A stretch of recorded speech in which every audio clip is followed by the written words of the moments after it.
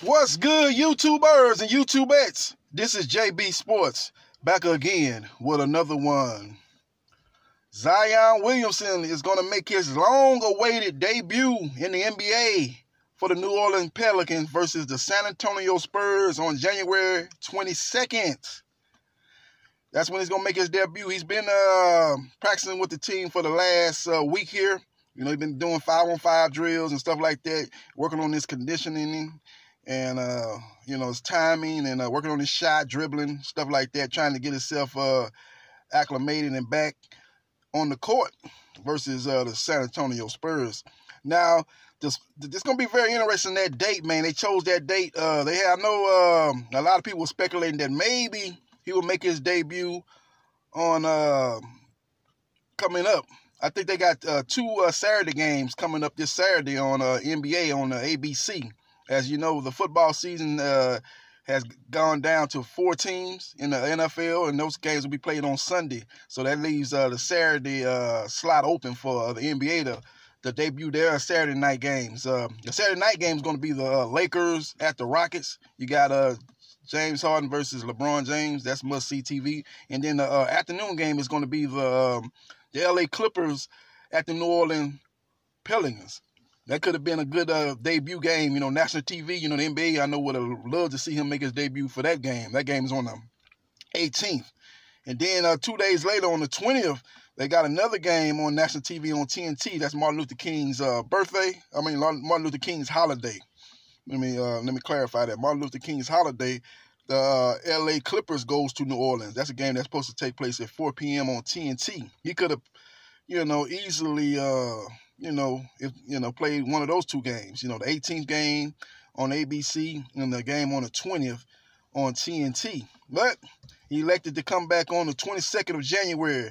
That's going to be on a Wednesday, so don't be surprised if ESPN picked that game up, and they're going to definitely want to put that game up and put that game on ESPN Wednesday night. So Wednesday night is the night for the ESPN to showcase their games. Usually be a doubleheader on Wednesday night. So I think we got tonight, we got We got Brooklyn at Philadelphia, I think. You got Kyrie Irving going against Ben Simmons, and then you got Portland at Houston.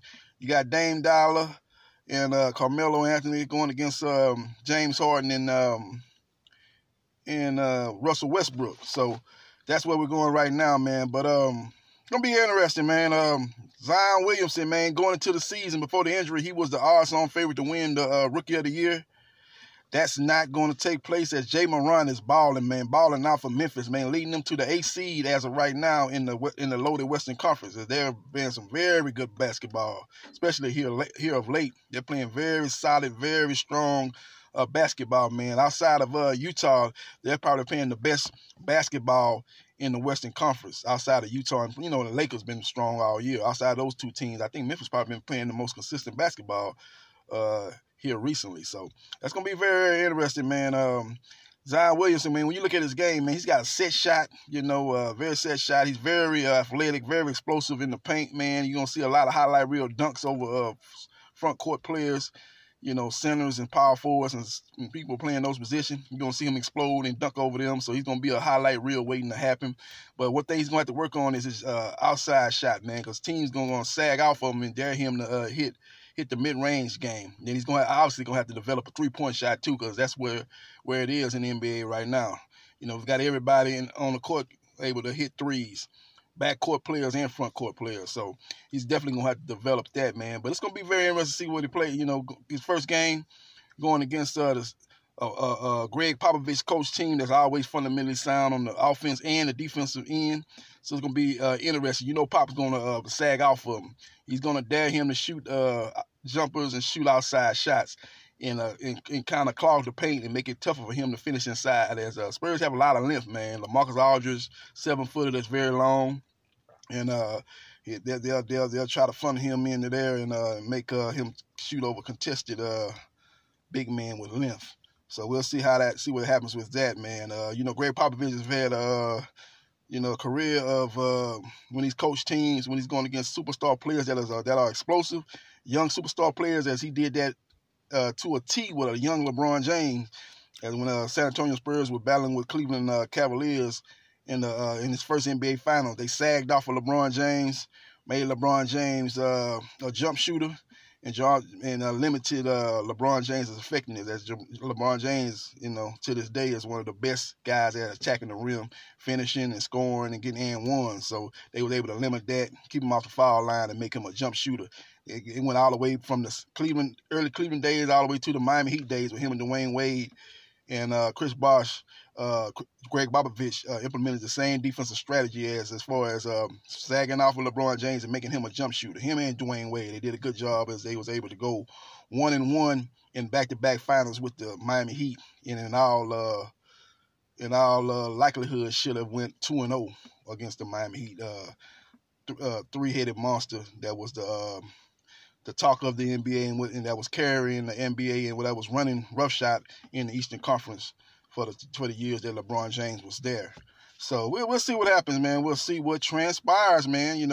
That's the breaking news, man. Zion Williams will make his debut January 22nd at home versus the San Antonio Spurs.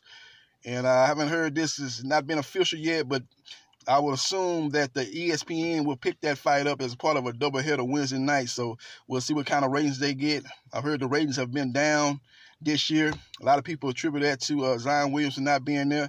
I attribute that to more than that. I attribute that to LeBron James leaving the East, going to the West. See, those early games are getting real low ratings. And then the time they go to the Western Conference for the second half of the doubleheader, the ratings are just been killed from that early window. And then if you're getting good ratings for that second game, the overall ratings are taking a hit. And and another thing with the Western Conference is they got a lot of Golden State Warrior games on the West Coast on national TV. And they suffered a lot of injuries.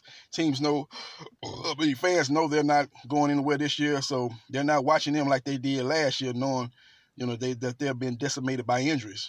But, when you get to that second game on a doubleheader, you got a limited teams that you can put on there. Because sometimes you might only have 2 games on the West Coast during that time slot. So they have to pick between Sacramento and teams like that. Sacramento and, I'm just saying, for example, Phoenix, teams like that, they're going to still go with Golden State. Because Golden State, even decimated by injuries, is going to do better ratings than a Phoenix Suns or Sacramento Kings. So we'll see, man. We'll see what happens, man. But that's the breaking news, man. Zion Williamson makes his debut January 22nd, Wednesday night on ESPN against the San Antonio Spurs. This is JB Sports, the man, the myth, the legend. I holla.